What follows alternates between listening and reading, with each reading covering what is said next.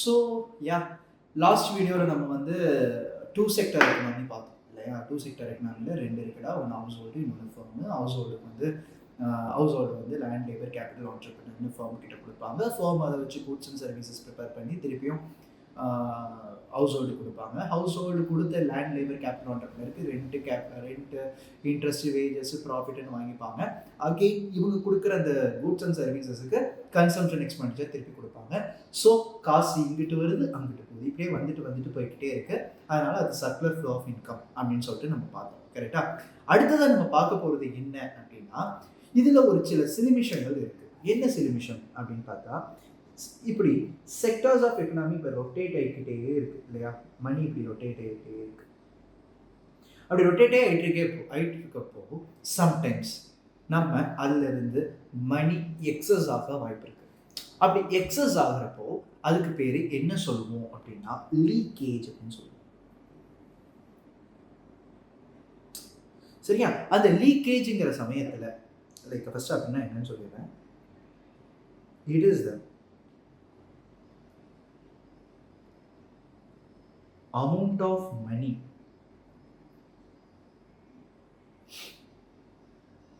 withdrawn from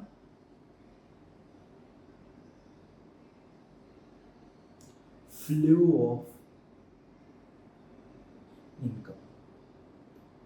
மக்களிடையே அதிகமான காசு புழக்கத்தில் இருக்கும் பொழுது government will take step of leakage. லீக்கேஜ்னா என்னன்னா amount of money withdrawn from flow of income. எந்த மாதிரி வித்ட்ரா பண்ணுவாங்க, எப்படி மக்கள் கிட்ட இருந்து காசை கொடுப்பாங்க? ஒன்று டாக்ஸ். என்ன பண்ணுவாங்க? டாக்ஸ். ரெண்டாவது மக்களை சேவிங்ஸ் பண்ண வைப்பாங்க பேங்க்குள்ள. சரியா? மூணாவது இம்போர்ட் பண்ணுவாங்க. வெளிநாட்டில இருந்து பொருட்களை இம்போர்ட் பண்ணுவாங்க. அப்படி இம்போர்ட் பண்றச்ச நம்ம நாட்டு பணம் வந்து வெளியே வரும். ஸோ இதுதான், இது மூணுமே அவங்க எடுக்கக்கூடிய ஸ்டெப்ஸாக இருக்கு. ரெண்டாவது என்ன, ஒருவேளை அமௌண்ட் ஆஃப் மணி பத்தலை அப்படின்னா நம்ம என்ன பண்ண வேண்டியது இருக்கும்? கவர்மெண்ட்டு காசை உள்ள கொடுக்க வேண்டியது இருக்கும். லைக் ஃப்ளோ ஆஃப் இன்கம் எல்லாத்துக்குமே பத்தலை அப்படின்னா government will start to print their money and inject their money. Like இன்ஜெக்ட்னா வித்ட்ரால்னா எடுக்கிறது, இன்ஜெக்ட்னா போடுறது, அவ்வளோதான். செகண்ட் பாயிண்ட் வந்து இன்ஜெக்ஷன். சரியா?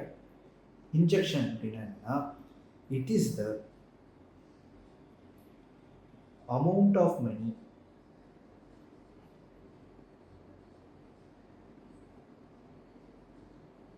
added to the flow of income.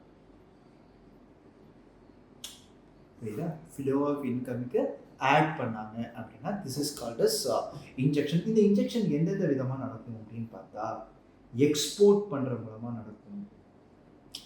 என்ன புரியுதா? எக்ஸ்போர்ட் பண்றது, சப்சிடிஸ் தருது, ரைட்டா? சப்சிடிஸ், மானியம்.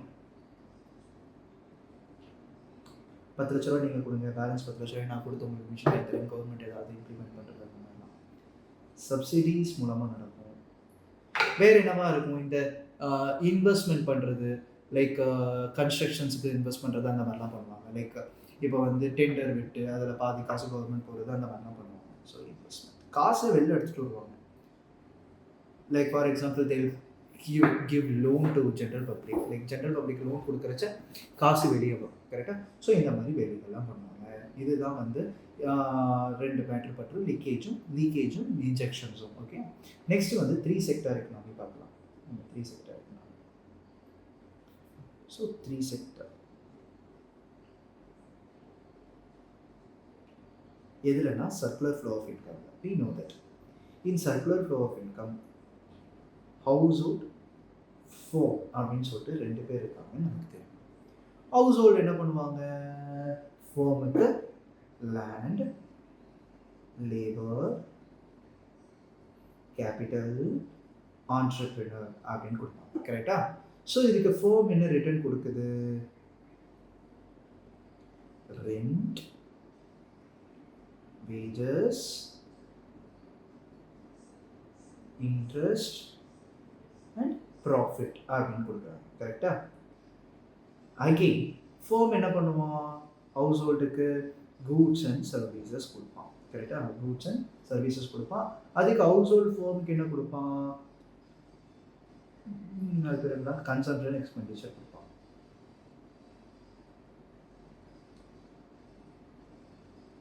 இதெல்லாம் ஒரு பார்ட் நடக்குது. இப்போ 3ஆவதா ஒருத்தர் விநாயக் மாதிரி ஒருத்தர் வராரு. அவர் பேர் தான் கவர்மெண்ட். 3 செக்டார் எக்கனாமி இல்லையா? அப்போ உனக்கு தெரியும் 3 செக்டார் எக்கனாமினா யாரு? ஹவுஸ் ஹோல்ட், ஃபர்ம், கவர்மெண்ட் 3 பேர் கரெக்டா? ஸோ அந்த 3 செக்டார் எக்கனாமியில் இருக்கிற கவர்மெண்ட்டுக்கு கூட்டிகிட்டு வரும். கவர்மெண்ட் பாரபட்சம் பார்க்காம ஹவுஸ் ஹோல்டு கிட்ட இருந்தும் டேக்ஸ் வாங்குவான், ஃபர்ம் கிட்ட இருந்தும் டேக்ஸ் வாங்குவான். கரெக்டா? கவர்மெண்ட் இருந்தும் டேக்ஸ் வாங்குவான், ஃபர்ம் கிட்ட இருந்தும் டேக்ஸ் வாங்குவான். ஹவுஸ் ஹோல்டுக்கு கவர்மெண்ட் என்ன கொடுப்பான் அப்படின்னு பார்த்தா டிரான்ஸ்ஃபர் இன்கம்ஸ் கொடுப்பான்.